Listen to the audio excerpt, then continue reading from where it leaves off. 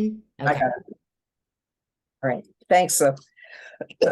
I also will apologize. I have bronchitis. And so if I go into a coughing fit, I'm just going to mute myself for a minute. Please excuse me, and I'll come right back on. So you're going to do three things tonight. You're going to have the chance to experience Vote by Design, which has been adapted, as I said, for all different kinds of elections. And then you're hopefully going to become familiar with where the teaching materials are so that you can use them and copy them and make them your own.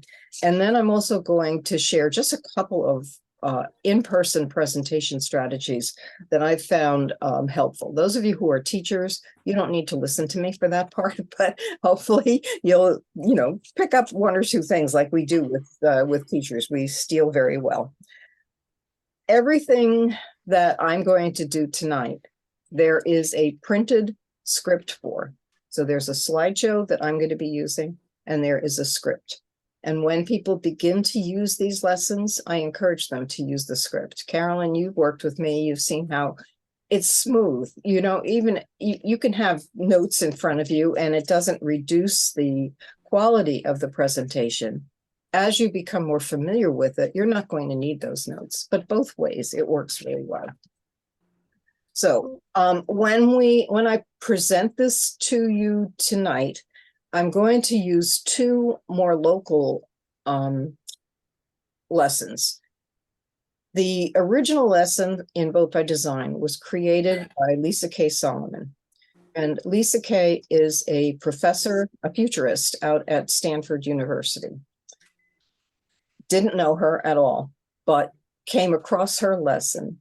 And I said, this is something that really fits into what we're doing. And so she gave us permission to use her lesson, which was focused specifically on the presidential election. And after that, she said, okay, it's outdated now, So I said, no, it's not, because you can take that and you can make it fit any other kind of election just by making some modifications in the script. And so she very generously gave us permission to use it with no charge, no copyright, no nothing. But I really want to give her the credit for that, the design of the lesson initially. There are so many elected positions in our government that sometimes it's really hard to think about not only who's running for office, but what that job really is. We're really hiring somebody for a position when we vote for them. And when we vote for them, there are real consequences.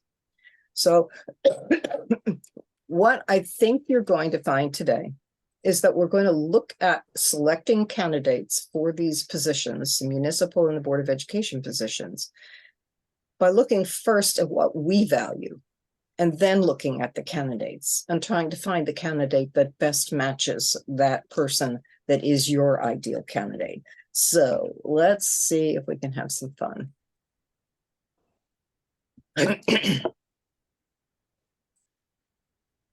And I always have that little black bar in my thing. Does anybody know how to get rid of that? This thing that I'm moving around?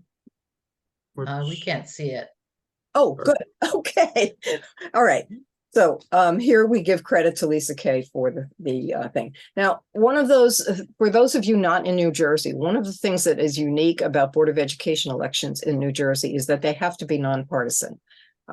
Even though they tend to get pretty raucous at times, Board of Education election candidates cannot put their party identification on the ballot.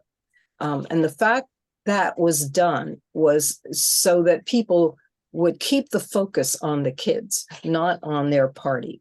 Now, I regret to say it's a little hard sometimes to realize that that is the case in the law, but we keep, that's what we have. So that may or may not be the case in the state that you're from. And then you'd have to check that if you were going to use that. This screen, all of the next couple of slides that I'm showing you are in the slideshow, but they're all hidden. This is the actual intellectual property agreement. And I can show you a copy, I'll do it later, but I'll show you a copy from Colorado where they have taken the timeline of suffrage, which is the first one in our Fighting for the Vote series. And they have made it very fresh. They put in new backgrounds and so forth. But the storyline, the actual script that they're using is the same. So they have agreed that they will, I mean, they understood that they need to give Energizing Young Voters credit for the storyline. But anything that is new, like they needed to add a page about the laws regarding voting in Colorado, that page they need to give themselves credit for. The fact that the background has changed doesn't matter. You can do, what you want with the background. And as I said, I'll show it to you later. The things that we ask is that you, if you're going to use our materials, you must stick to the nonpartisan policy of the League of Women Voters. And we also ask that you stick to the Energizing Young Voters policy of issue agnosticism.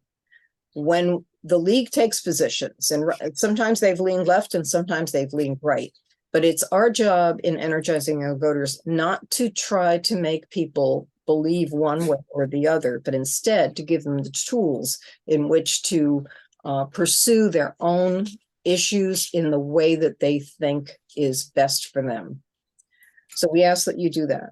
We also ask that you verify for accuracy everything that you put in and only use publicly available images. The League of Women Voters uses Flickr, and if you go to the League US page down in the lower right-hand corner, I think is League Management, and you can click on that and you will have their library of photos available to you. If you use anything from Google Images or anything like that, make sure that you only use a Creative Commons license so that we don't get into trouble. You can be fined. There are little bots that run around the internet and find out when you've used an image that you didn't pay for, and you will get fined. So make sure also you include diversity, and that, as I said, you clearly mark the changes that are specific to you and not to the storyline that we use. And then you can't remove any of our copyright markings or license or make money off of what we're doing. Everything that we have, we offer free of charge from the League. And that is how we want it to stay. I'm not going to go through all of this, but I just want to show you that in this, when we teach it remotely, we make use of polls. And there are some things that are unique to polls. Now, Zoom has a poll feature on it, but when we created these programs, they didn't. So we're, at least in the version that I had, or it was complicated. So instead, we've created our own polls, and then we put the link to that poll in the chat box, and I'll walk you through that when we do it the first time. We also use Jamboards, and I'll show you how we use those. And there are video clips in the presentation. So before you share your screen, if you're doing this remotely, you have to make sure to click on the two boxes in the lower left corner that will allow people at the other end to hear what you're presenting. And there's a box that makes the films look better on the screen. Okay, so let's talk about this. Often we talk about the role of local representatives or other elected officials all the way up to president in ways that are kind of abstract and academic. And so today's experience is about helping you gain a better understanding of exactly what the job of a municipal representative is and what matters to you personally when you're thinking about who to vote for. And I'm showing you this, which looks exactly the same, but you'll see this one is about the role of Board of Education members. So if you go back to our website, and I'll show you that also later, you will see that there is a different folder for each type of election, and some of the slides are almost exactly the same, but there are differences as we go forward. So let's set the stage and let's use the Board of Education elections. Excuse me. Okay. So we're going to take a poll, and this is the first time we're doing it. So you're going to need to have your chat open. And so am I. Because what I'm going to do is to copy into the chat I can move this. And this.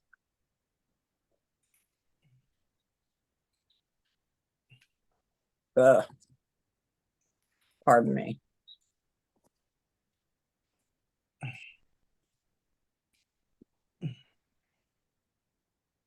This is not the way it's supposed to work. So just so you know, it's much easier than this.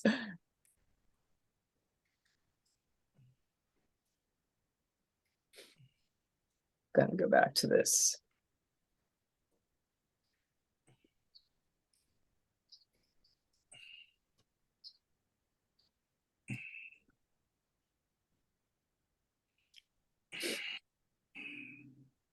Okay, so in your chat box now, you should have that link.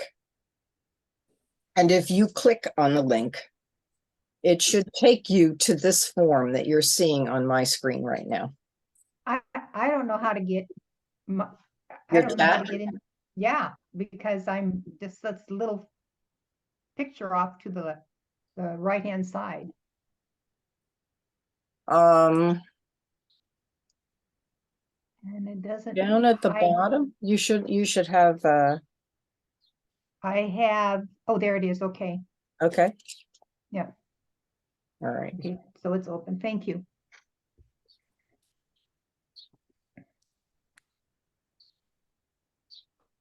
Okay, so is there anybody else who is not there yet? Pat, I'm on an iPad, so I'm looking at a different format, I think. Oh, okay. I am not familiar with doing it on the iPad. Well, yeah, it should be non-intuitive, but I mean, it should not be very appealing, but it should still work, or it might be a little haphazard, but might still work. Fields should work. Yeah, but I- I don't see I don't even see Oh, something that says chat as I look across the top of the box.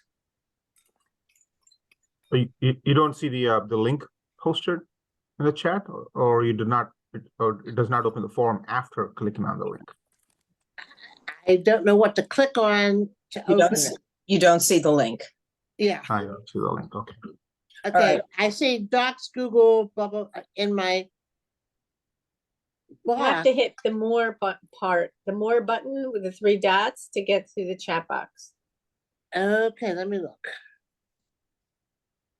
Pat, are we waiting? Chat, I got it. Yes. Okay. Are we waiting for directions from you, or should we? Yeah, no, I was just waiting to see if everybody could get on first. All right, so you should be taken to the poll, and you can fill a poll out yourself. And I'm going to give you a minute to do that, and then we're going to take a look at what the results were. So do you think you understand the job of, and we're going to use Board of Education official for this one. So do you think you understand the job of that elected official? And then the next one is, if you're a current voter, which you all are, do you tend to vote for a candidate based on policy issues or based on the candidate's personal traits? And then the last one, do you have clarity on the previous work experience, leadership qualities, and personal attributes that are important to you in a candidate? So you fill those 3 out, and then in a second, and then hit the submit button. And in a second, we should be able to see what everybody is. Are you saying to us that if we click on the link that you gave us in chat, that You should poll will come- see this poll. Yes. Okay. Okay. Arun? Oh, go? Yep, just a rudimentary question on that. So the intent behind you showing the form is that we, as league members, would be asking people to fill out this form? That's the only part I'm Yes. not really. Yeah, Yes. okay. What I'm trying to, when we're teaching this, what I'm trying to do is to get a sense of where people are before we start. And get them to think about where they are before they start. Yeah, got it. Thank you. Okay. And if you're not doing it remotely, do you just do a show of hands, or what do you do? You can do that, or you can have this on a piece of paper, or whatever is going to work most conveniently for you. Okay, so I clicked, there was a little pencil down in the right-hand corner that I clicked on, And that brought up this heading. So if I go to responses,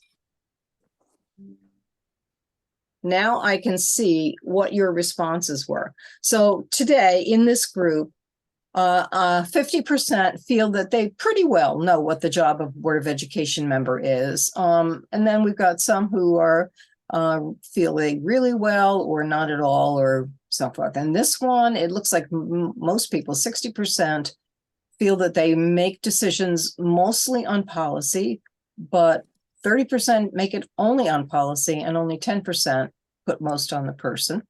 And then the last one is, do you have clarity about the previous work experience? And pretty much you do. Now, that's not surprising to me, but if you're working with kids, you're going to find that most of them don't. They have very little understanding of that, which is reasonable because they have no experience voting. All right, so then we go back.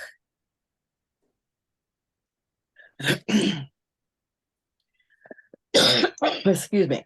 So let's take a look first at what actually is the job of a member of the Board of Education. Now, if we go back to the presidential one, it's going to be listed in the in Article 2 of the Constitution. If we look at state candidates, there is, like in New Jersey, there's a New Jersey Constitution, and the roles of the governor and the assembly people and so forth are listed in there.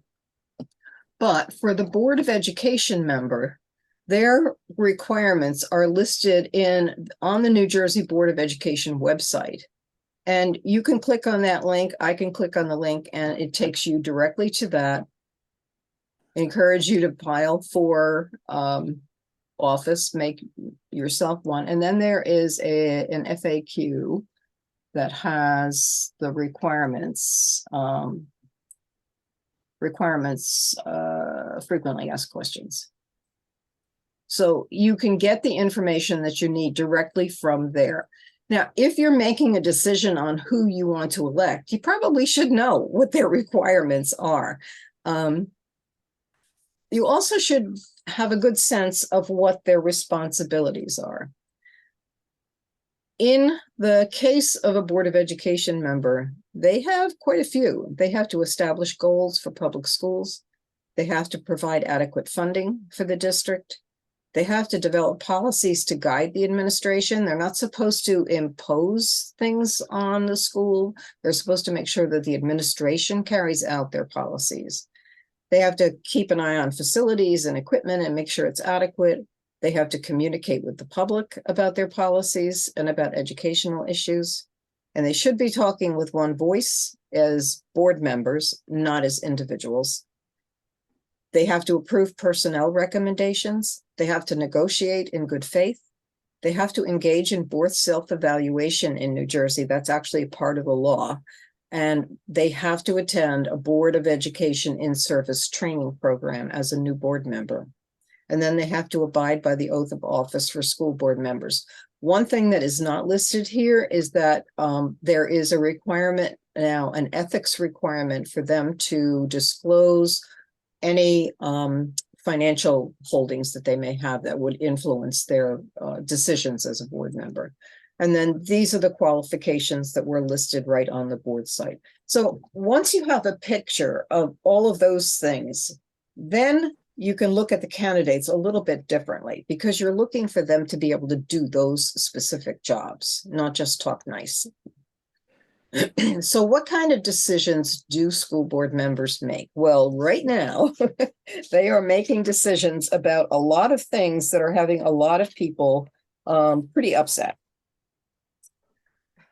These are not all of them. What are some of the things that you are aware of right now that are raising hackles across the country? You can just unmute and share ideas. Guns. Yeah, guns in schools. What else? Book banning issue. Yeah. Taking away of African American studies and all of that curriculum. Right, the concern about what they're calling, what people are calling critical race theory in elementary schools and high schools doesn't exist at that level, but limiting the kind of history that's being told. And what else? The Allowing issue use of- of the LGBTQ plus Right. That's I was another, gonna say the use of bathrooms Tran- by trans. transgender. right. And in New Jersey, that's a really big one right now. Allowing students to choose their own pronoun. Yeah. That's the part of the health and physical education curriculum hullabaloo here in New Jersey at this point in time. Right. One of the things that is rather appalling is that according to the National School Board Association, voter turnout at school board elections is often only 5 or 10%. So those are the people, that 5 or 10% are the ones who are making the decisions for everybody else. So it's really important for people to understand what those jobs are and then to get out and to get people to actually vote. There are on several of our slideshows video clips. I'm not going to play the whole thing of this, but this is one in Newark, New Jersey, which was one of the places that I mentioned before, where people were interviewed. Raising you with no bed of roses. Are you getting me? Sorry about the ad. Flowers.com. Oh my goodness! Wow. Skipped. I feel. Okay.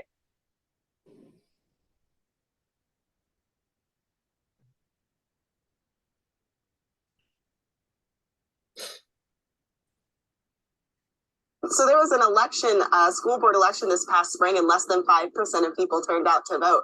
Why do you think that is? I was one of those people that did not vote. I think one of the things that really needs to be changed is just the whole idea of what the voting, what is going to lead to. I think a lot of people in our area, we just feel that voting really is not going to make any difference. It's not going to make a change. But as I grow and mature, I realize that that's why we're still in the same position, because we're really not coming together to really take steps to really make the change. I think actually just awareness of it, because I could tell you for a fact I didn't vote because I didn't know it was a school election going on. Maybe marketing, maybe not enough people knew about it, or maybe there wasn't enough said by the person that was running for people to really care. You know, because I didn't even know about it. Like a lot of people feel like, oh, what I'm voting for, that's not going to change nothing. You don't know what it's going to change, so you can't complain about something's not changing. You didn't vote to make it change. Okay.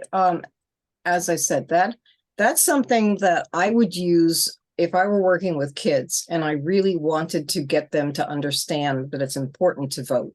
If you're working with a group of people who already do vote, then I would skip that. And that's true of many of the things, many of the slideshows that we have. There are additional resources that you can use if you wish to. Okay, so what do you actually want to see in a school board member? Just for yourself, stop and think for a moment. And I actually think I had something here that I was going to use with you. Let me just.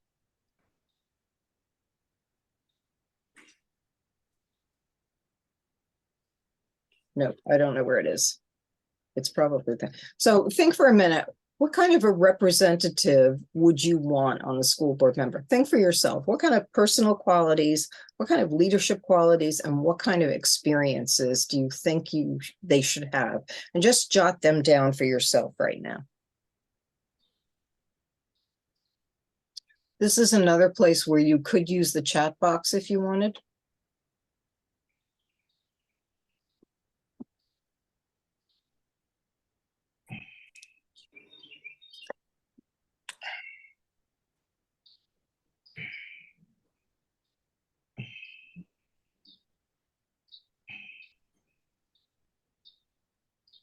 And when I use these, I try to reflect what people are saying without making any judgment or sounding as if I'm making any judgment about them. So we have one here, concern for students. You want someone invested in the school system, knowledge on the issues, and they continue a member of the community, somebody who's not in it for political gain. Okay, Are we writing these in chat? Is that what we're doing? you can, I just, yeah. Oh, there's- okay, because Well, I want somebody who's acceptance of differences in lifestyles and values. Okay, so you're not beholden to, there's another one, teaching background, not beholden to the political machine. All right, so let's take a look at this. Maybe you chose something like inspiring or innovative or fair, honest, or empathetic, analytical or decisive. Anything that you can do to identify what you really value in a leader can help you start to imagine the type of person you'd like to see in office, and then vote for the person that comes closest to that. So if you identify it first and then look at the candidates, you will sometimes see things differently than if you're looking at who the slate of candidates is and then trying to figure out which one is the closest to what you want.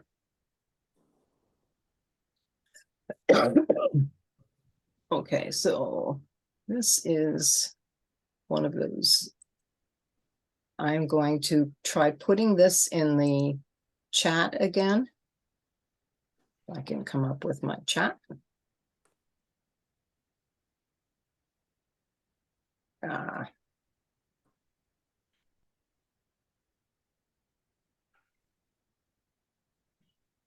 on.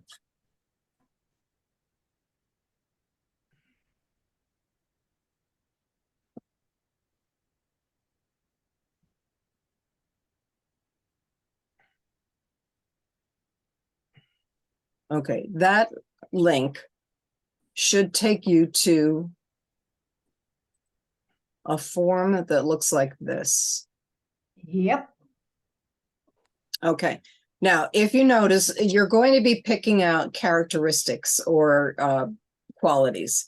So the first one asks you to pick out the 3 that are most important to you in terms of previous experience. The next is to ask to pick out 5 leadership qualities or values that you think are the most important. And then the last one is 3 personal attributes. So this is going to take a little thought time. So I'm going to give you about 2 minutes to do this. You can begin whenever you're ready.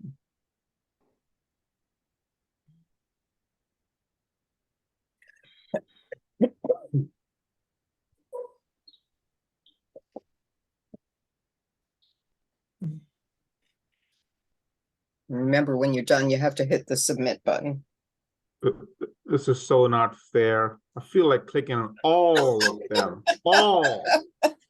I know. Man, it's like, which candy do you like? What flavor? I don't know. I want all of them. Okay, well, one of the things that this particular part of the exercise is supposed to do is to help us remember that there is never going to be a perfect candidate. So we have to be able to focus on what is most important to us personally, and then hope that there's somebody close to that. Attractive. Oh, wow. Okay. Well, it's kind of interesting. One of the things that I was surprised when I was talking to Lisa K. Solomon about it, she said in every case up through 2016, which was when she started working on this, the tallest candidate was the winner. Oh, my goodness. So there are things that influence our thinking when we're just looking at the candidates first, like that you're not even conscious of. Yep, I reluctantly agree to that. That is true.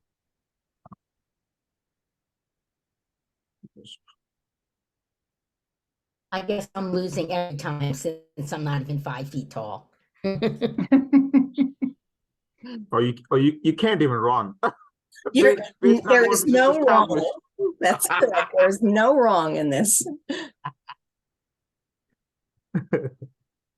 Unbelievable people.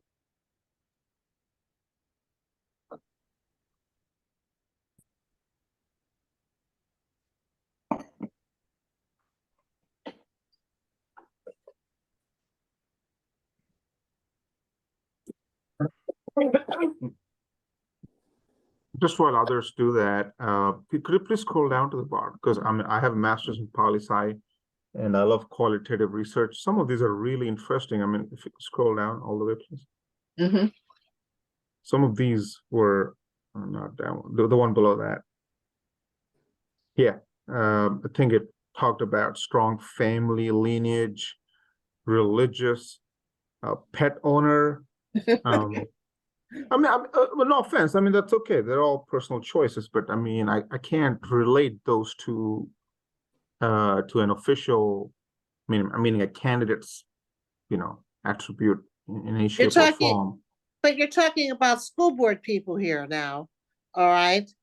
That obviously, honestly, in my experience, go run because of particular issue they've had with their own children. Okay. Well, that makes Or sense. they No, don't but have any seriously. children and they're just mad about other things. Exactly. Yep.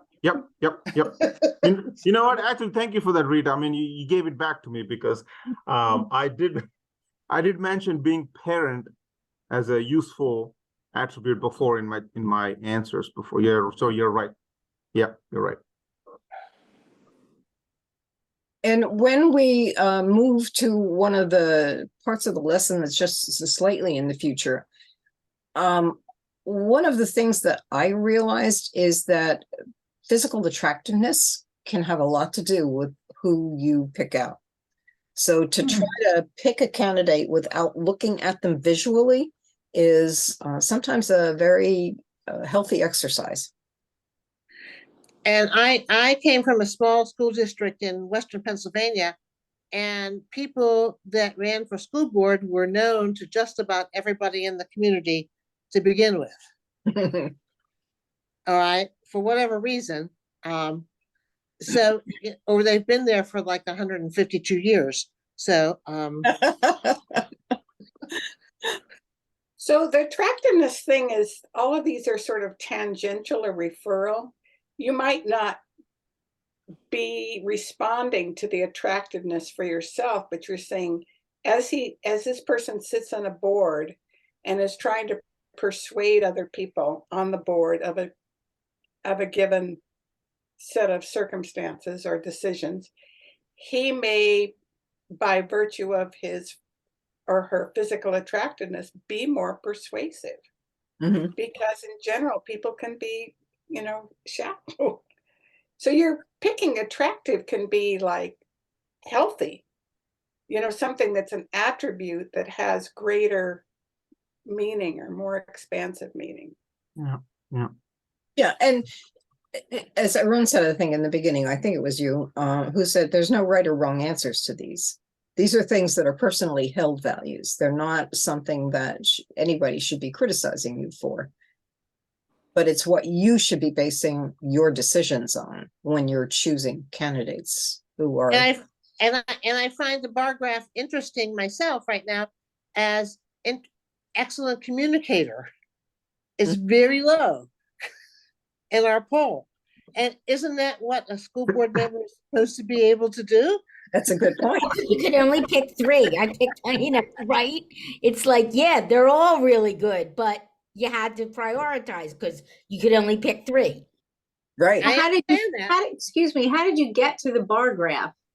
Oh, the same thing before when you when the screen comes up with the questions on it, like this, down in the lower right-hand corner. Well, mine is in the upper right-hand corner, so. Okay, there is a little picture of a pen, and when you click on that, you will get, excuse me, you'll get not only the questions but the responses. So when I clicked on the responses, these are what I got.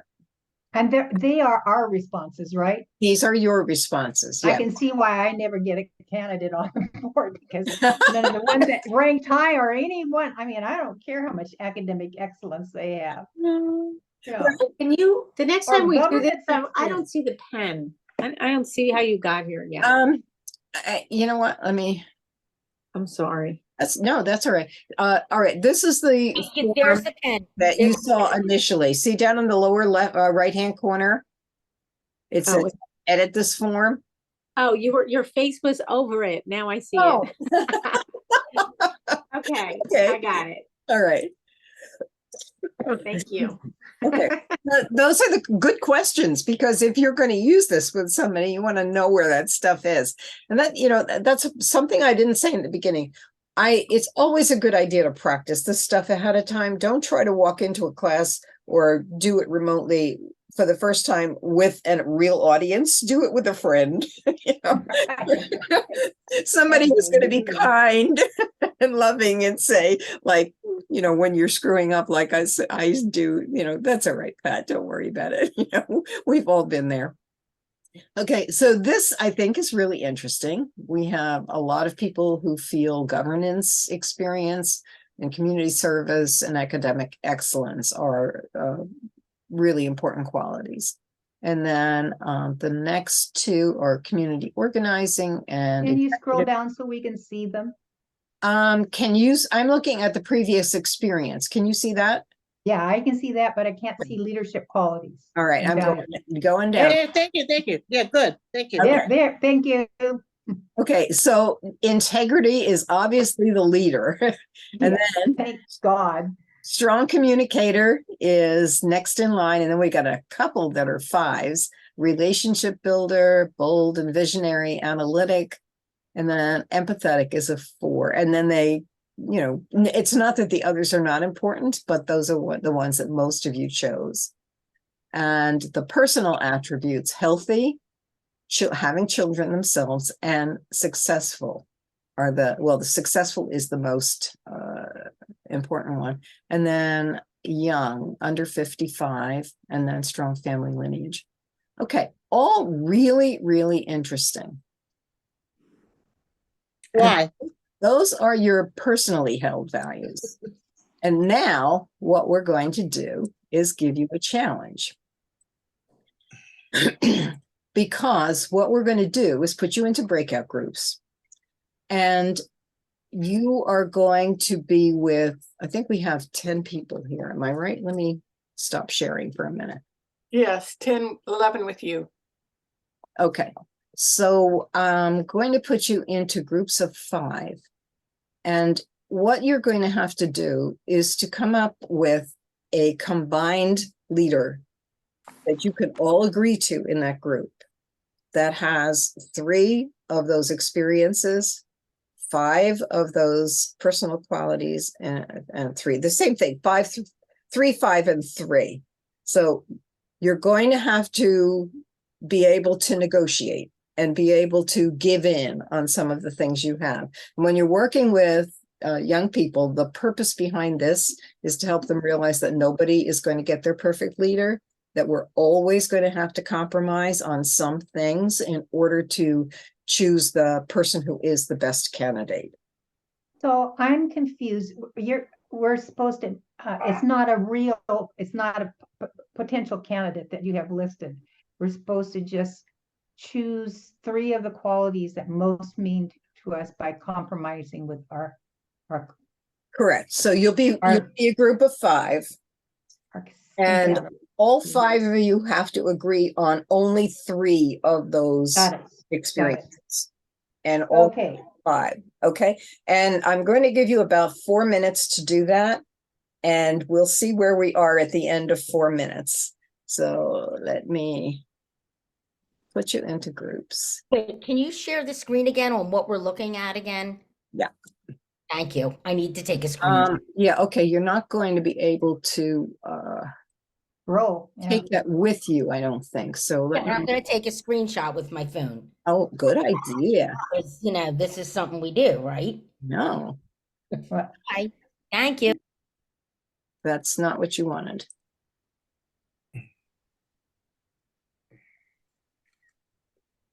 Can you scroll down every once in a while, like let us look at this for a short time? I will. So these, I think if you've got it in your chat, you can probably get back to that. So these are the previous experiences.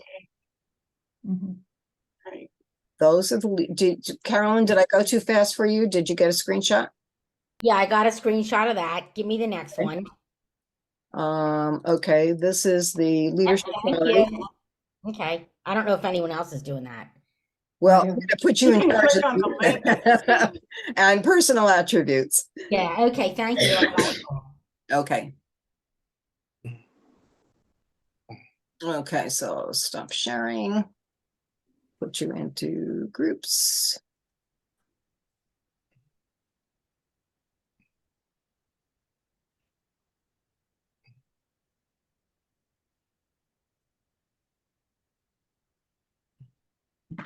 And you should get an invitation to go to a room.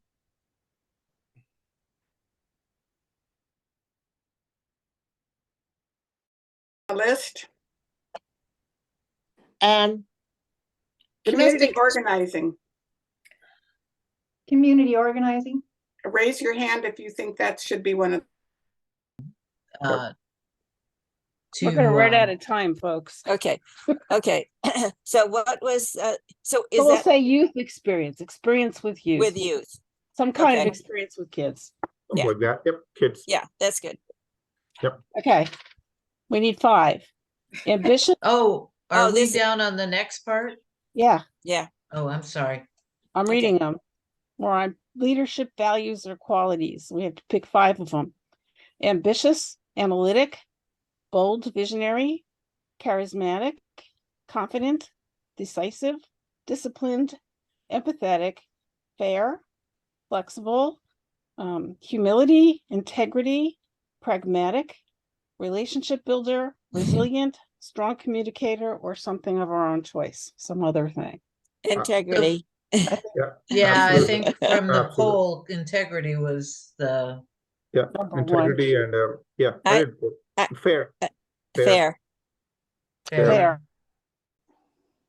Are you kidding me? That was so not enough time. I even gave you an extra 2 minutes. Let's quickly do the attributes and, okay, never mind, we'll do that, yeah. All right, so that's exactly what I expected you to say, even though I gave you more time. What was the experience like of trying to narrow down the candidates that you liked? That you could, Be nice to each other. Yeah, it was good. Until we came up with Compromise. a process that really worked, it was difficult because we could get stuck talking about one. And it was a really interesting discussion, but we came up with a process that helped us with only about 45 seconds left. And I put you back in. I also think 2 things weigh heavily into this, which is your worldview and also your lived experiences.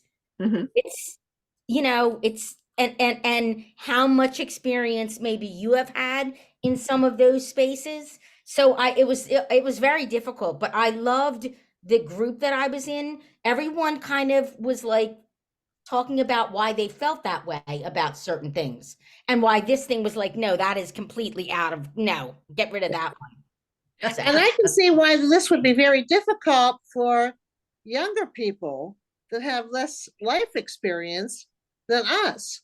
Mhm. It was You know very what I mean? difficult. But It then was It very was difficult. difficult for us because we have the life experience, but I'm so sorry. I'll hush. No. It was very difficult for me because I could not see the list. And it's almost impossible to do if you don't see all the choices and you have to make 3. And I went into chat, I couldn't get it to come up. So unless the list is there for students, it's going to be very difficult. Yeah, that's a good point. I agree. Okay, let me make a note for myself. The list has to be available.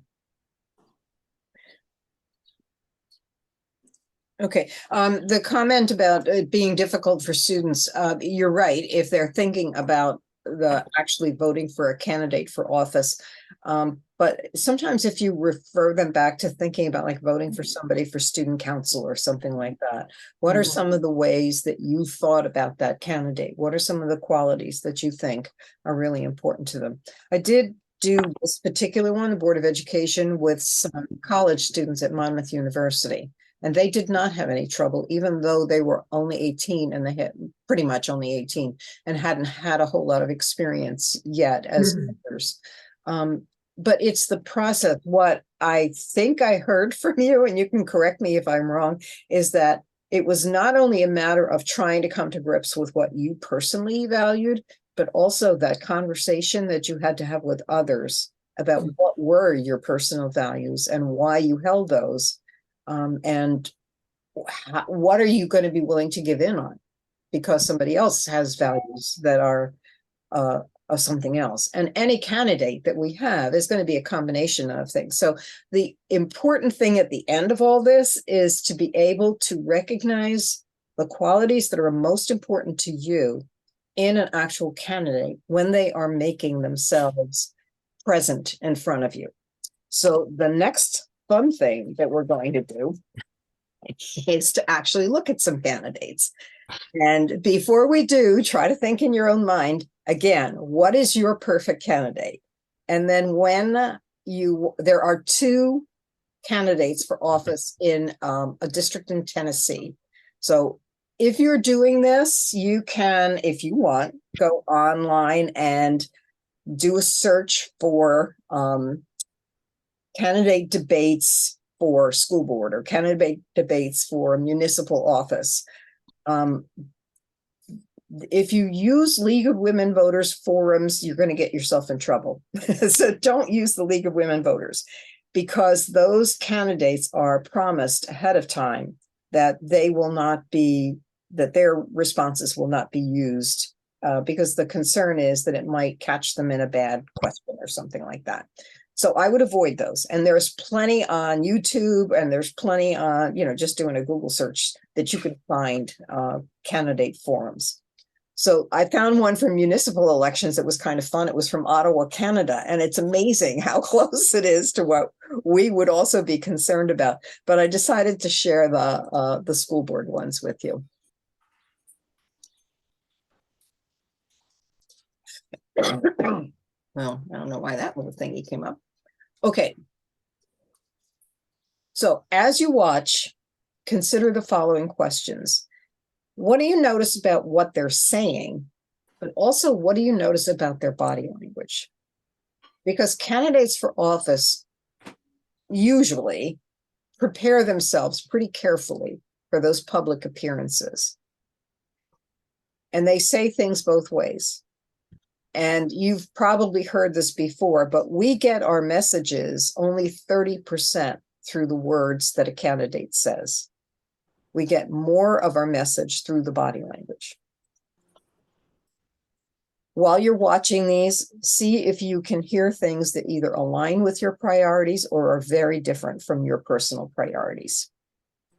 After each video clip, I'm going to give you about 15 to 30 seconds so that you can make some notes for yourself, because we're going to be using your reactions in the next thing. So let's take a look at Jill Black from the 2022 Hamilton County, Tennessee District 11 Board of Education election.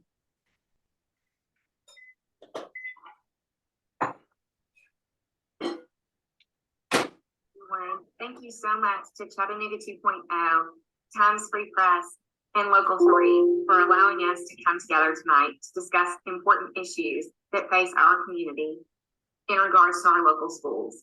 I'm Jill Black. I am running to be the first representative for the brand new District 11 on the Hamilton County Board of Education. I am a wife, the mom of 2 great kiddos who attend Hamilton County Public Schools, and I've been a social worker in the community for the last 17 years. 17 years ago, I chose Chattanooga as my home and moved to this community to take a job with Stand for Children. I was organizing parents to support candidates who would invest in public education at the local level. And the job didn't last long, but it got me here to Chattanooga.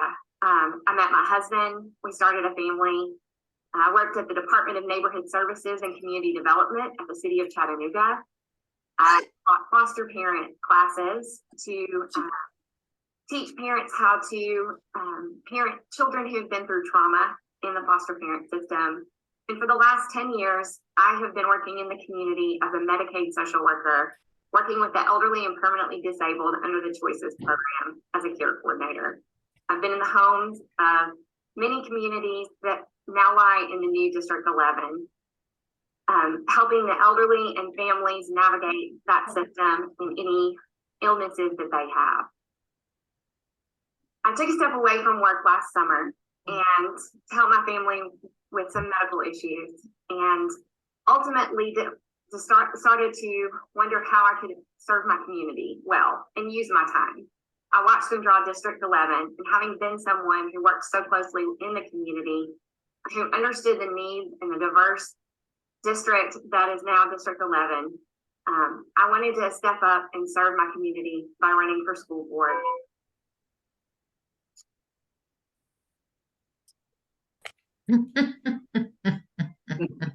No comments. Oh, are we supposed to comment? No, not yet. Make notes for Okay, you. good.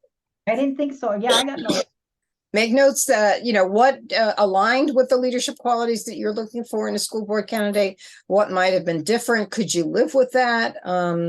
Remember to look at think not just about words, but also about body language.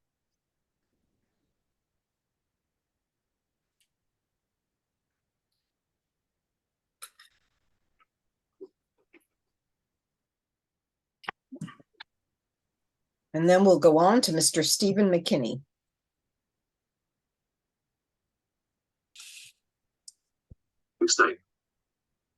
Thank you. I do appreciate the opportunity to come before the public. Any opportunity that I have to be able to spread how I stand on things and just my philosophy on education is important to me, and I do appreciate your involvement. I was a school teacher. I taught in Murfreesboro, taught high school, taught 9th grade, moved to Chattanooga to be closer to the grandkids, decided that I would fill the role of a substitute teacher because it was very obvious that that role was one that needed to be filled. So being a classroom teacher, I wanted to be involved. And so I started going into the classrooms, and I've been in the classrooms with your students.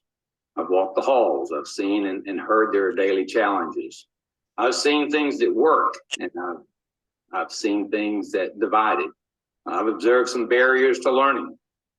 I served as a licensed teacher for 244 days in 36 different Hamilton County schools. I believe in a focus on the foundations. I believe in reading and science, technology, engineering, and math. I also believe not all students are geared toward college, and therefore there's a program that's already in place in our county schools that's called Future Ready, and I believe in that. I'm strong on education. I'm strong on family, and I'm a neighbor. I live in St. Elmo on the Avenue, where I will be here as of next month for 3 years. So I'm a St. Elmo person. I believe I can make a difference. And my name is Steve McKinney, running for District 11 as an independent, not as a Republican, not as a Democrat. I feel like at 66 years old, as a man of faith, as a teacher, as a parent, as a grandparent, I didn't need a party influencing me one way or the other. So I do, again, appreciate the opportunity to stay.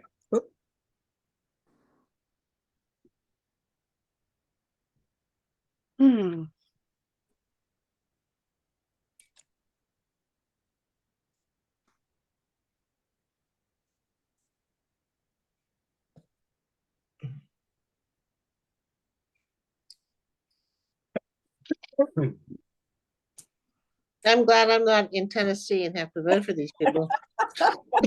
This is such a great exercise. Wow.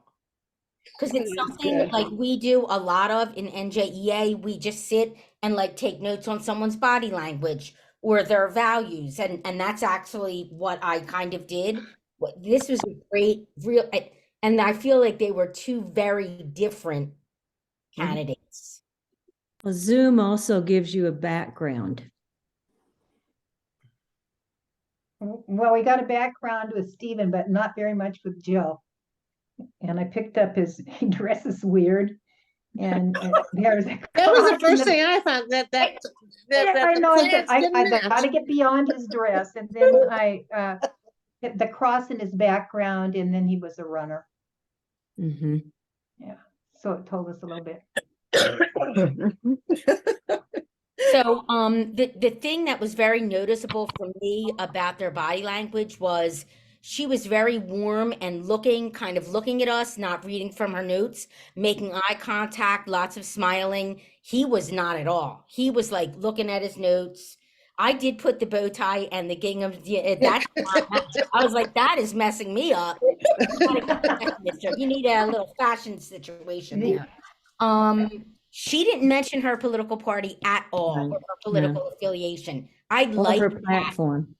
Or her what? Platform. Yeah, right. She spent most of her time working, and this is because, I'm 75 years old, but she spent most of her time working with old people, not young children. I didn't pick that up. Yeah, she was doing a lot of foster parent stuff. She was working with young people. Yeah. Yeah, but she And worked with Medicaid and Medicare. Yes. Yeah, and that's what hit me. Okay. That's just part of it. That's only I one understand, thing she did. but that was the thing that came to me. I wasn't aware that she wasn't talking about her belief. She talked about her background and working with as a social worker. But until Stephen said, I believe in this and this and this and this, I realized Jill didn't tell us anything she believed. Right. You don't know her platform. I do have to say something that he said that I was like, it was cringeworthy. It made me cringe when he said, your students. No, babes, there are babies. There are students. So that threw me off, and I just did not like that. Sorry. I'm going to be quiet. Well, if I were to look at the values I picked up, community service, community organization, Jill was demonstrated both of those. She demonstrated for me young, because I think the young people are more open-minded to things, and as we get older, we sort of get set in our ways. I hate to say that, but I'm there. And she accepts diversity in people. Because I work teaching people to be social workers, I'm very aware that you have to learn good communication skills to work with a diverse group of people. So in terms of looking at the kinds of qualities we wanted in a candidate, she fit mine better. I like agree with you. Stephen. Yeah. I just didn't feel like she was qualified at all. She had no experience. Oh, that's interesting, Sharon. Yeah. Yeah, I was like, have you been in a school? You're a mom, but I didn't see any of the skills that she rattled off as having been anywhere inside a school. And I was like, come on. And then she ran out of time before. Yeah. But there's a lot of school board members that they went to school from pre-K to 12th grade, but they've never been in a school. She's a social worker in the community. I'm not battling, but I'm just saying I need to I'm just putting that in there. There's also a lot of board members that never had children they never had children. Sure. And they never were parents. That doesn't mean you're not a good fit. Sure. I'm just saying, yeah, that's all. Sure. Mary? I mean, Mary, you were going to say something? Yeah, I felt she did a lot better job of telling us, a few things of what she did basically in a social worker and what that meant. Whereas he just made statements like, I'm strong on education, I'm strong on family. What the heck does that mean? Yeah. Pat, do they both get asked the same question? What was the question they were responding to? That was their opening statement. Okay, so they could say whatever they wanted. That's right. That's right. That's a good question, Jean. I'm glad that you asked that. Yeah, that is a good question. And I deliberately chose opening statements. And the reason that I did that was that I was modeling it after what Lisa Kay did for the presidential election. In that one, she chose two Republicans from the 2016 primary elections and two Democrats from the 2020 primary elections. So the kids are watching 4 different presentations, and it's all opening statements. So looking and listening for the same things that you did. And I think you can hear, I mean, we all have different values. And so we are looking for different things, but it's really hard when you look just once at a candidate to say, this is the person that I want. So the next pitch is, guess what? You know? Oh, no. How do you find the information that you want about the candidates? And I've always pushed vote 411, but because it focuses more, as much as anything that I've ever found, on local candidates. And to me, those people who don't answer the questionnaires that come from Vote 411 are saying something as well. That is an issue. And there are other ways that you can also find out about local candidates. And so I say, you know, go to their Facebook pages, go to their websites, look at their Twitter accounts, see what they're saying, and go to Legiscan. If they are a if they're an incumbent, and you look at Legiscan, and that's usually for the state and federal, I should say that. They do go down lower than that, but they don't have as much. But you can find out what their actual votes have been on issues. So you can get a much clearer picture. You can't just stop looking at, you know, exactly what you want in a personal, in a candidate. 7:49 p.m. Thank you. Sorry, that was my watch. Was that for me? No. I touched my watch and now it talks to me. So I shouldn't laugh too hard because that's what sends me into coughing fits, but that was good. Okay, I'm going to share again and show you the next thing. Do you know who won? No, I don't. Okay. I don't. Actually, based on that, just those, I would not vote. I would not vote. Ooh. Oh, That's interesting, Rita. Why do you say that? Because neither one of them touched anything that was really important to me. Yeah, if I had to, I'd probably pick the woman, pick Jill, but neither one of them was saying, yeah, I can do this job to me. And I wouldn't vote. The thing is, somebody's going to get that job. Yep, exactly. I understand that. Okay. So and it's like, what are we voting for? Okay, bad or badder? You know, pretty much that's true a lot of the time, Rita. You You're vote right. for the lesser of the evils because no one's perfect. Yeah. I understand that, but I would like to have someone that was a little more leaning towards perfect. Well, I think we need to, if you come away from an interview with I'm not sure even after that, then maybe we should dig deeper. Yeah. You know, because Right. because most of us, you know, will say things that, you know, aren't, you know, that are taken in the wrong way, or that our biases will influence how we perceive them, and we will try to shove them into a box, you know, so that we can make a quick Right. decision. And I understand that. However, I honestly believe that that's what people do. They would have looked at this and made up their mind just like I did. Okay, and you're right, Rita. That's what often happens in elections, especially presidential elections, because people look at these candidates with their sound bites on very short pieces, like on the news or whatever, and that's where they make their decisions. And that's why this particular lesson, I think, is really, really important for us to get across to kids. Yeah, I think, yeah, absolutely. Yeah.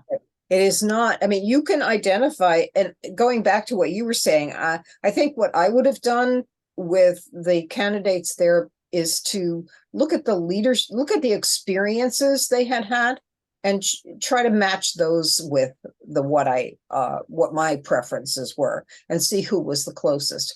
But I wouldn't stop just at watching those videos.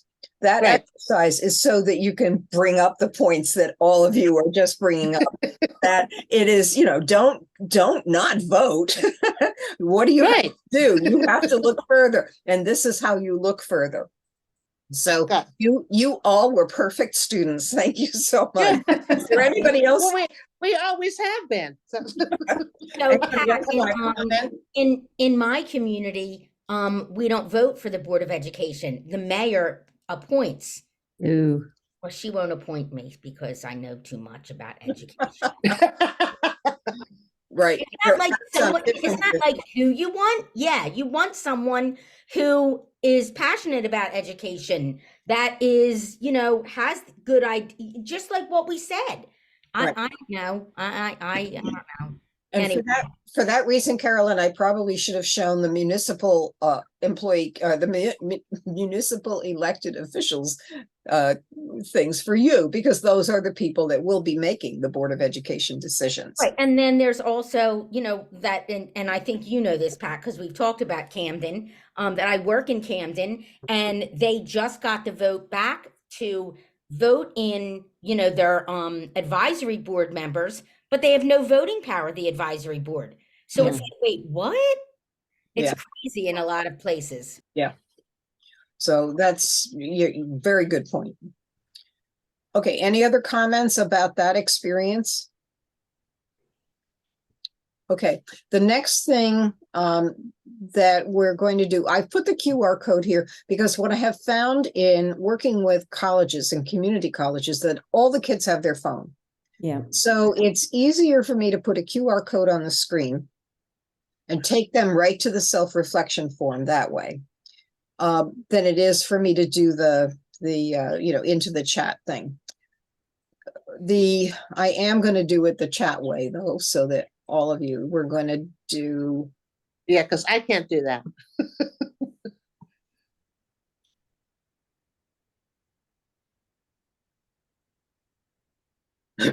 Okay, that should take you to a self-reflection form on the debate clips.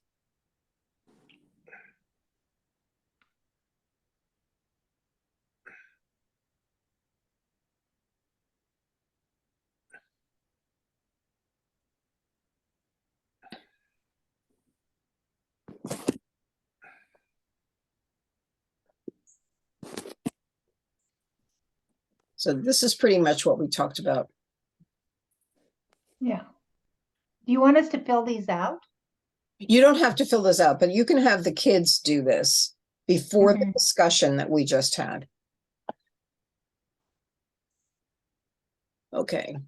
Okay. Right. Now. So you don't want us to fill it out? No, you're fine, just because we had the discussion. All right. In a class that runs for 40 minutes, that section that we just finished is pretty much what you're going to get done. If you have a block schedule, doing this last piece is so much fun. So I would encourage you to try to get either to do it yourself or to help the teacher do it in the classroom after you've gone. So think about this. Your perfect school board member is elected. It doesn't have to be one of those two people. So let the challenges begin.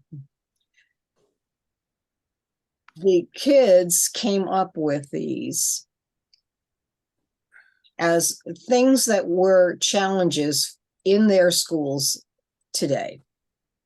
You can also have the kids create a board themselves. So I'm going to do the same thing with the chat and hope that I get to the right page. There's my chat. I keep hiding it.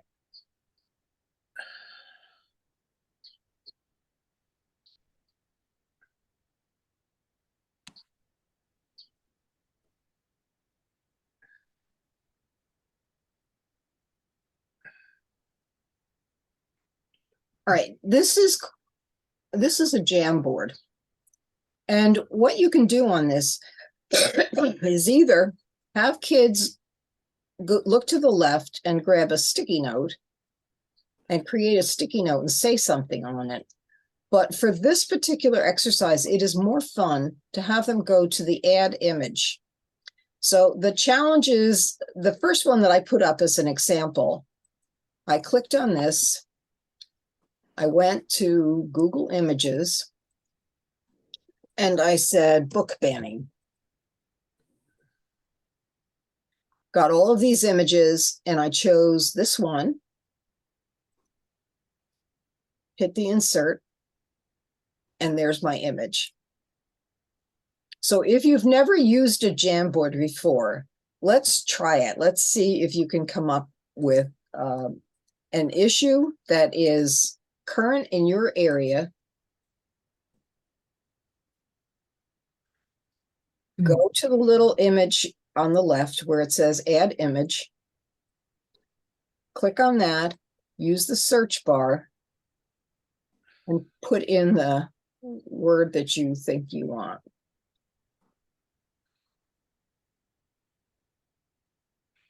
And then click insert. Beyond me. Ah, good. Somebody got it.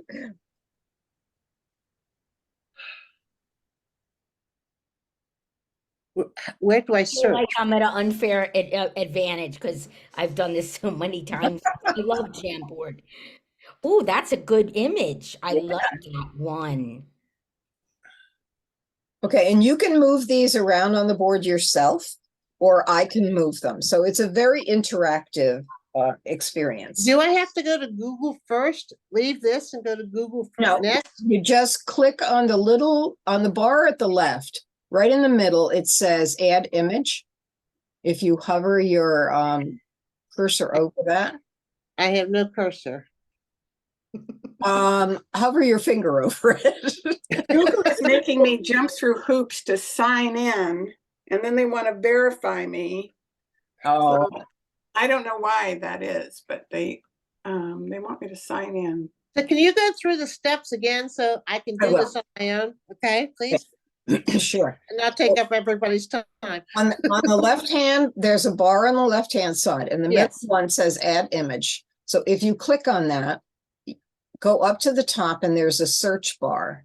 So I'm going to say, let's see, gun control. What's another one that I want? Funding. Are we on jamboard.google.com? Is that what we are? Is that where you're getting all this stuff on the left-hand side? Yeah, I don't see it either. All right, See then, you doing it all, but I can't do it myself. okay, then it's not going to be that much fun. I'm going to stop doing that. But at any rate, if you're doing it with kids, they will be able to do this. Oh, yeah. And they'll have a lot of fun putting things into the board, excuse me. So these are some that they came up with, and what we're going to do is to let the challenges begin. You're going to be put into breakout rooms again, and you're going to have a longer time this time because you're going to need discussion time. So imagine that your perfect Board of Education member has been in office for 9 months. That's long enough to get settled, but you don't have an established track record yet, and a new crisis has emerged. So it says you're going to have 5 minutes with your breakout room. I'm going to change that. I'm going to make it longer than that, but I'll jump in and out to see where you are in the process so I can judge it better. After you talk about the crisis with one another, then you'll have 5 minutes to write the start of a press conference that the school leader, the One Voice Board of Education, will use to let the community know that they've got this, that they're going to take care of it, and the community doesn't have to worry about it. So whatever they say should reflect those leadership qualities of your ideal leader. Does that make sense to you? All right, so the first possibility is that the drinking water in the school becomes undrinkable because of an infrastructure compromise. The second one is that the school district's computer system was hacked and sensitive information about every student ever attending the school in that district has been compromised. The third one is that the new health curriculum state standards were released, and the updated version requires all individuals to feel welcome and included, regardless of their gender, gender expression, or sexual orientation, and the board needs to approve that curriculum. The fourth one, a school shooting just occurred in the town next to yours. And the fifth one, physical fights have increased in recent months, and they seem to be tied to what would be called hate crimes if the students. All right, so when you go into your group, you're going to choose one of those 5 things. So you have the ideas in mind because you're not going to be able to see these. So think about which one you want. I'll go back again. 5 is hate crimes happening. 4 is a school shooting. 3 is the gender issue. 2 is computer hacking. And 1 is infrastructure compromise. Okay. I think I'm going to put you in 3. Well, we've got 3, 6, 9, 10. I'll still put you in 2.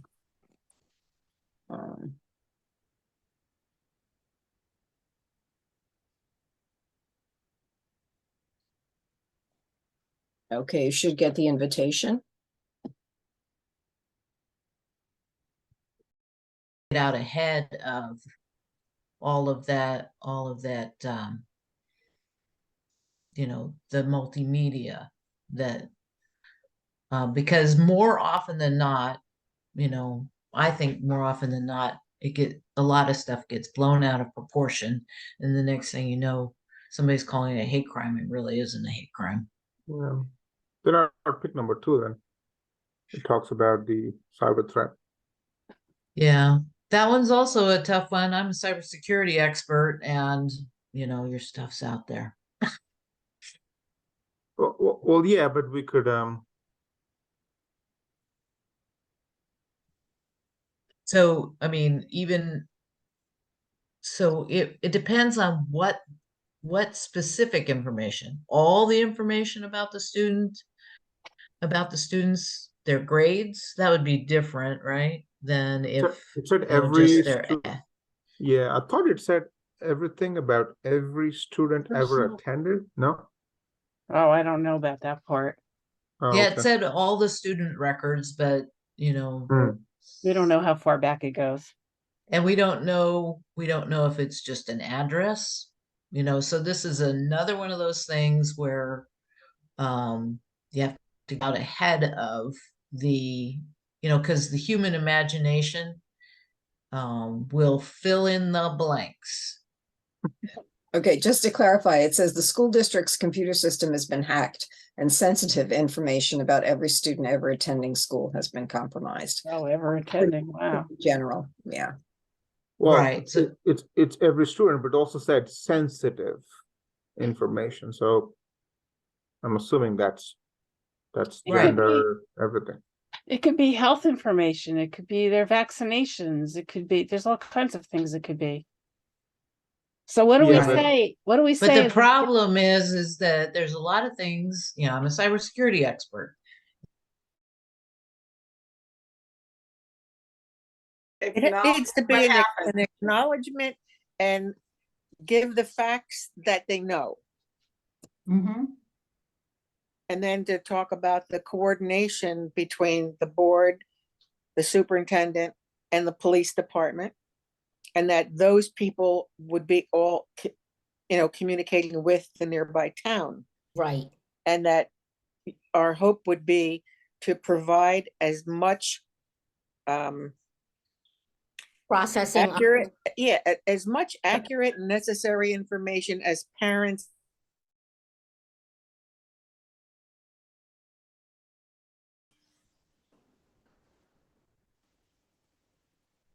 Go ahead. Oh, it's still. I thought It came back. it came back. Okay. I think the point to this lesson is how hard it is for anyone to do a press release. Okay. Wait, Pat, I think that our group is going to be like the United States School Board. Oh, yes. We were like really vibing in there. Okay, Yeah. so we had 2 groups. Which one of the groups? Let's see. The first group had more people in it. So let's start with that one. What did you choose as your topic, and who's got the press release that can read it to us? Sure. We got the right one. We're group 1, and we chose shooting. Okay.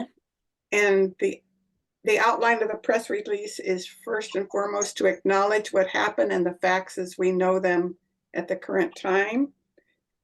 Secondly, to our intention to coordinate with the board, the superintendent, and the police so that we take whatever steps are necessary immediately to ensure safety in our own school district.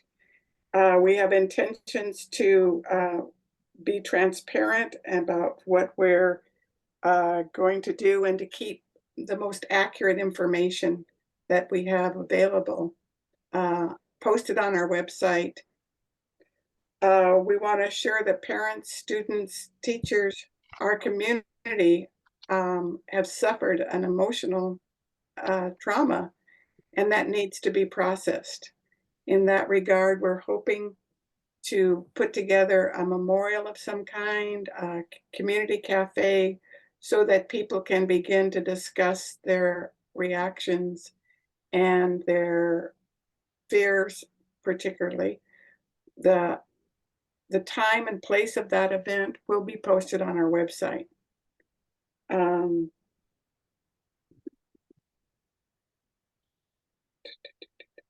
And to stay tuned. Yeah. And to stay tuned. Our website will have the most accurate information that we have. And I'm not going to say our thoughts and prayers go out to you. Not, that's been a tainted thing.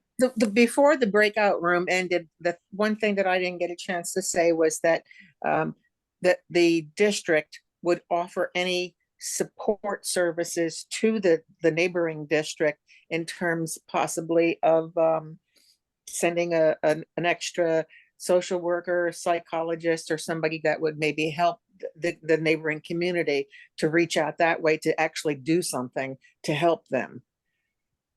Okay, I'm voting for all of you.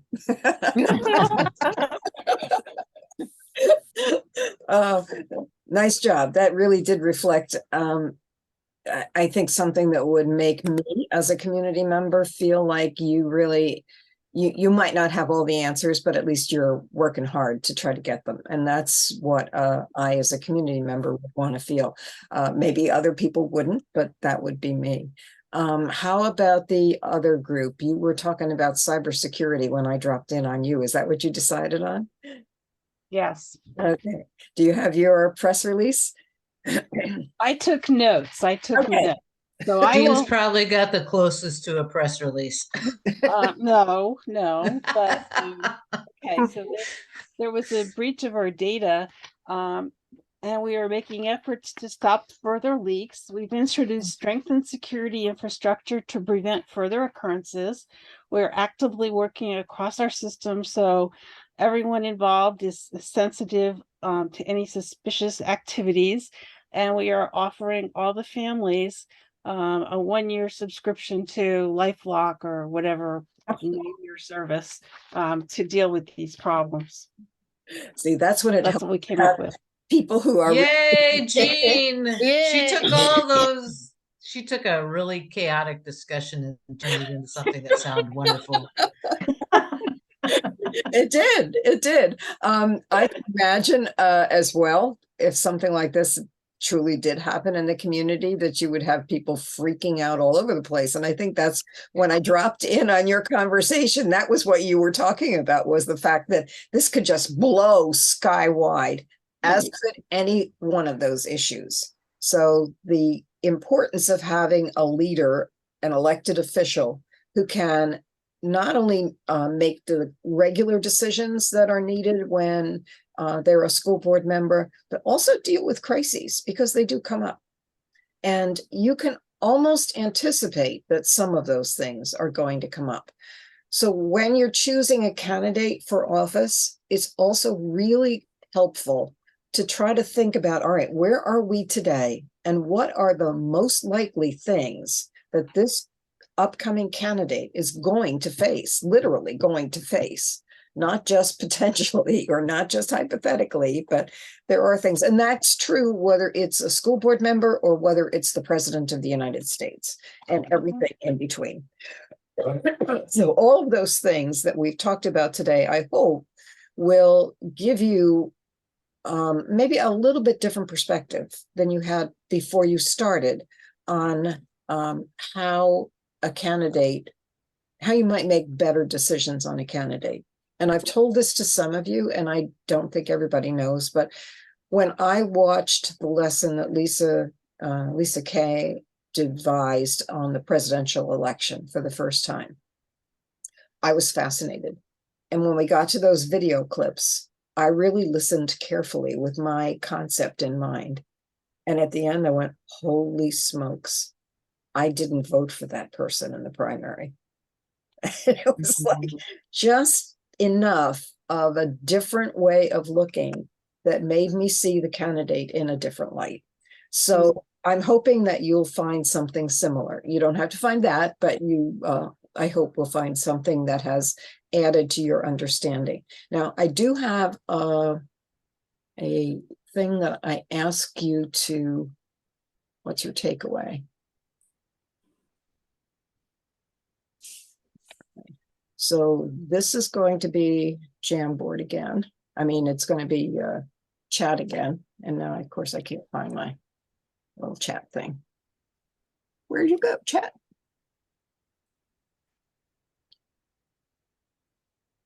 Oh, heck. I hate it when this happens. It's supposed to just kind of float up from the bottom, right? Yeah, you have to, you might have to bring your cursor way, way down. Because I have that too sometimes. When you're sharing, it's can be up.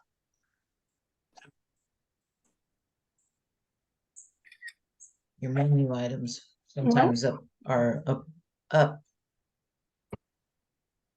Ah, okay. There we go. Thank you for your assistance.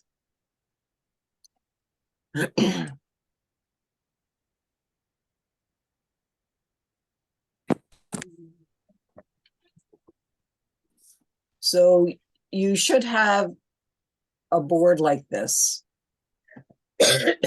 And I'm sorry for those of you who had trouble with using it, but if you take a sticky note, you can do something like, I used to think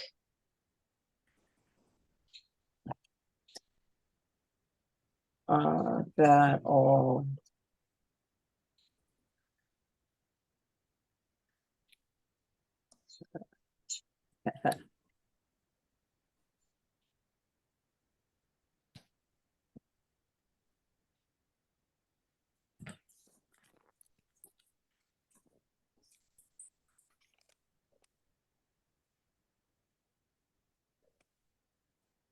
so this was my biggest thing when I did it myself with Lisa. And then you can expand on them, expand them.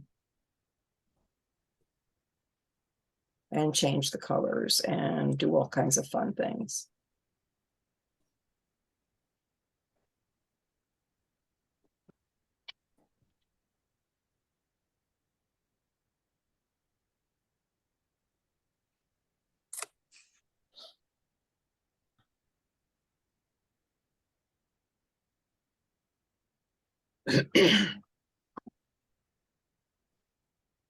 Anybody else?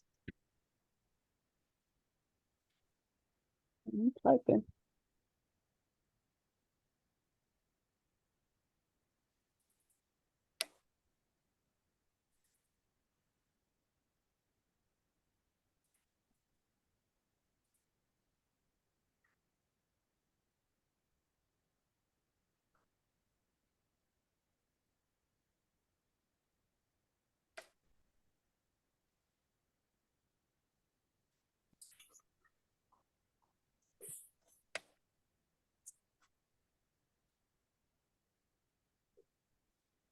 These are great.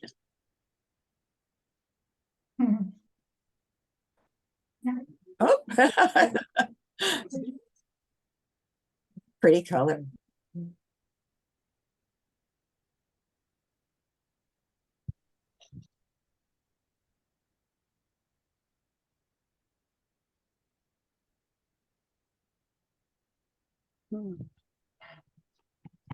Cool. Ah, Whoever wrote the orange one, if they get Fs, they're kicked out. I'm good with that. I think you can recall school board candidates in New Jersey. These are really, really good takeaways. I appreciate very much your willingness to share those things. I don't know. I think that tie and the shirt were the winners for the day. Okay, back to this.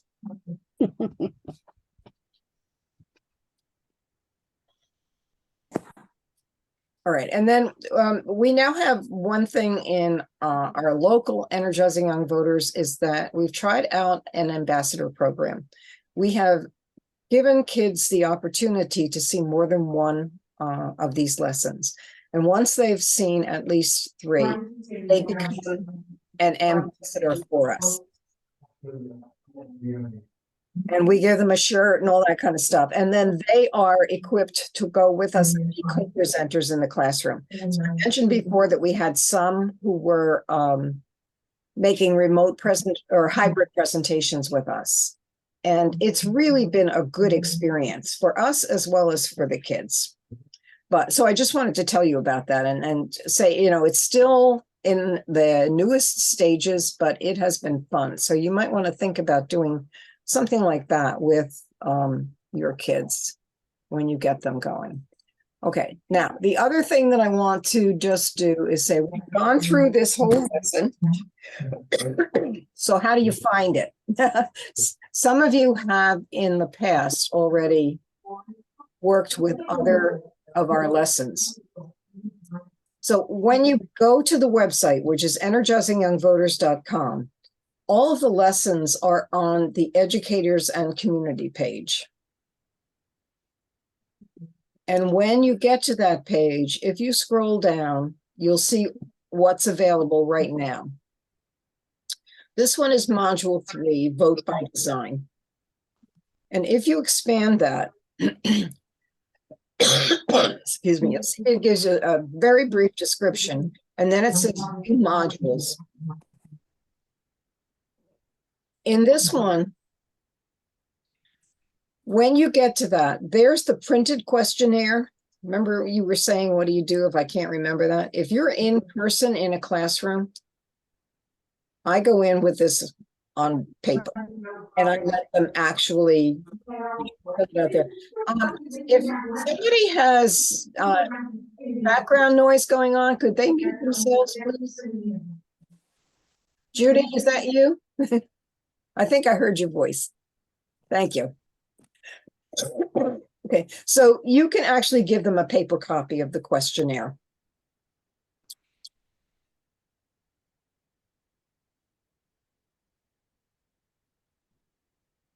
Other supplementary material that is not stuff that I used is here for you.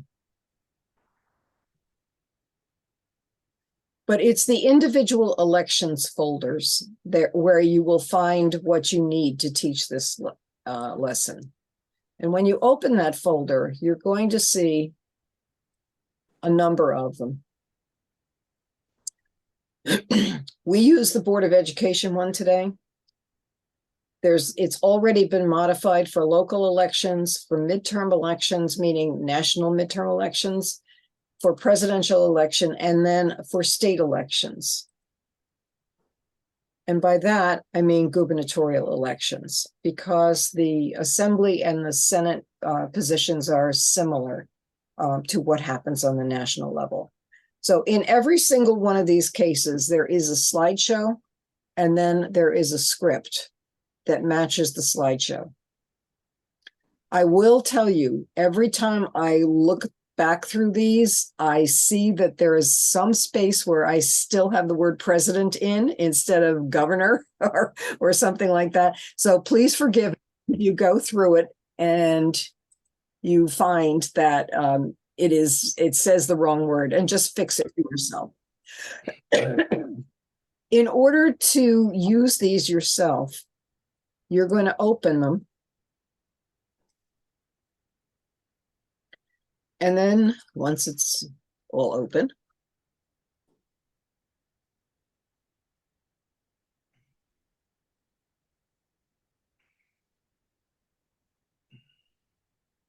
I am on my old computer today. My new one, the screen died.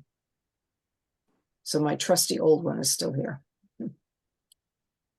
Okay, once this loads, you go to File and make a copy of the entire presentation. And then you name it for yourself. And you put it in the folder that you want it in on your computer. So that you are not going to be making any changes. You can't make any changes in the ones that we have on our website. You have to make a copy for yourself and then make any changes on that copy that you want to have for yourself. Does that make sense to you? Those steps? If there are questions, you can ask. Oh, that makes sense. Okay. Is that how all of the modules work? That's how all of the modules work. And the same Okay. thing is true for the script. So you would open the script, make the copy, and rename it for yourself and store it for yourself. Now, the question has arisen because there are now people in Montana who have used some of these programs and adapted them, people in Colorado, you people in Washington, there are people in Arizona, and we had the chance to meet with some people in Missouri, and I think there was actually someone from Missouri signed up for today's session. I don't know if they actually came. But when those slideshows are changed, the question is now, so where do we store them? Do we store them on the Energizing Young Voters website, or do you need to create your own website? And I hope that I can talk with those people who are on the call that are computer savvy and all that sort of stuff. But I think that we can do it the same way that we now do the Student Advocate Toolkit. In this case, I mentioned that we have 21 counties in the state of New Jersey. So we needed to make adaptations for all 21 counties. So when I clicked from the website to the Student Advocate Toolkit, if I'm a New Jersey person, I go to the New Jersey Student Toolkits, and we have English and Spanish. So the English ones, those are the adaptations that have been made already. So there would be a way to get at them from the Energizing Young Voters website, if that seems like it's a good idea to you. When we made a template so that other people can use it in other states. So when this is used, then we could actually store the other states' templates on our website as well. And I don't see why that wouldn't work for any one of the programs that we have. Now, I am curious if I can show you what Colorado has done. No, I don't have it open.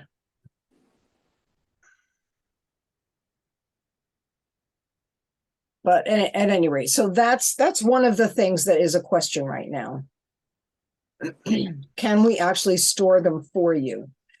And I think the answer is yes, but we need to work on it.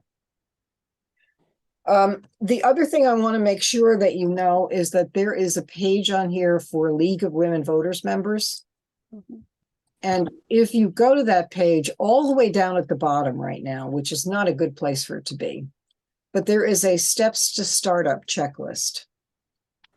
So if you decide that you want to start, remember I said start with one program, whether it's this one or one of the other ones, it's actually, you can put little check marks in it and you'll find out when you're done with each one of them and be able to actually use them for yourself. There is also a section here that talks about other training sessions. What we have scheduled right now is the first week of August, from Monday through Thursday. Those have been held during the day in the past, but because we now have people from across the country, I'm not sure if we're going to continue to do it during the day or whether it would be later in the afternoon or like this, 6:30 to 9 o'clock in the evening. But you can check back on the website and you'll see it. You can check on our Facebook page. That will be updated with the dates. The first day is going to be the fighting for the vote and the who's got the power, the truth about turnout. The second day is going to be the I Am the Change series, and I should actually show you that to you.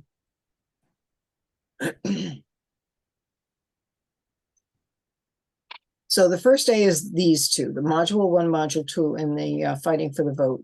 The next day is these two, what's your issue, and I am the change. So this is the identifying the issue, and this is a very practical approach to how do you make it happen at whatever level of government needs to be approached.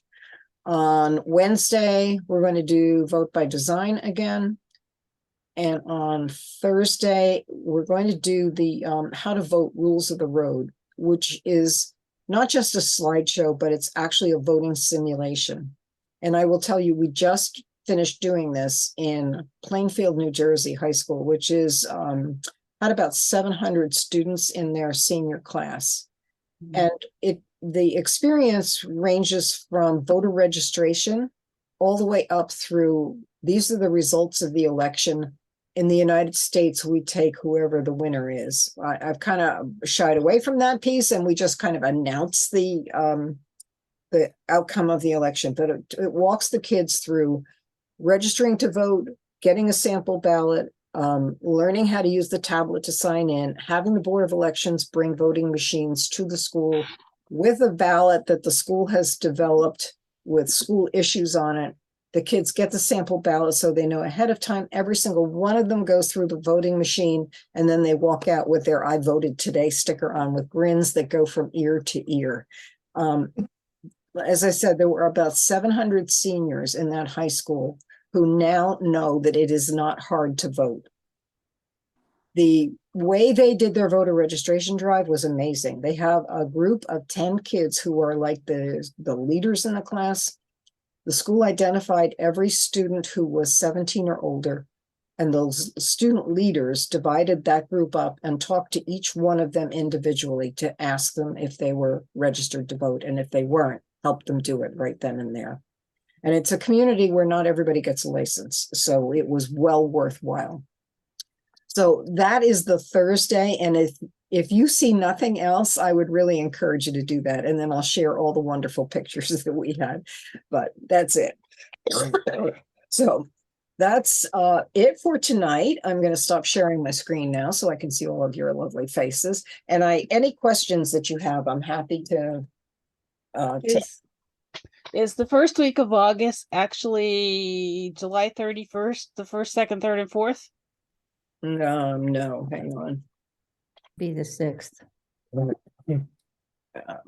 7th through 11th? Yeah, I think that's what it is. Okay. We do it the first week of August every year so that it's consistent. Yeah, it's the 7th through the 11th, or through the 10th. Will you be sending out emails to remind us to register? Thank you. Okay. Anything else about anything that we have talked about today? Jean?